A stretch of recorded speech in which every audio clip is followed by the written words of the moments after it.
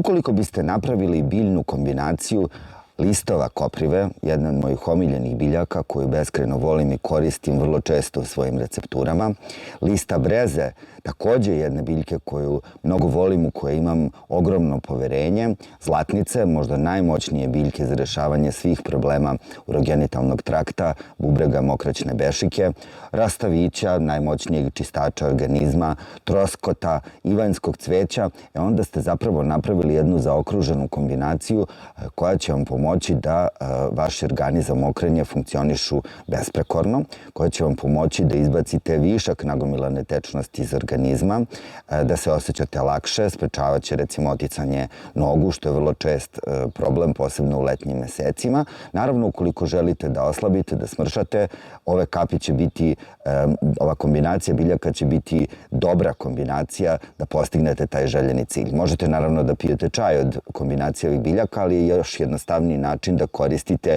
Bioteo biljne kapi broj 46, koje su izuzetno dobre. Za sve Bioteo kapi vam kažem da su izuzetno dobre i toliko ih hvalim da ljudi često misle da je to moja lična kompanija. Nije, ali njihovi preparati su zaista fantastični. Ja sam imao prilike da ih isprobam na sebi i na drugim ljudima. Zaista su u pitanju vrlo kvalitetni proizvodi. Ove kapi će biti odlična podrška vašim organima za mokrenje, da oni ostanu zdravi, a to vrlo često zna da bude izazovno.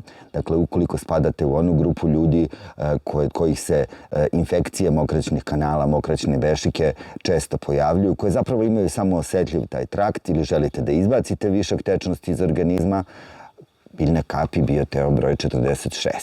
I žarite se ponekad koprivom, to vam nije dobro za urogenitalni trakt, ali odlično za zdravlje vaših zglobova.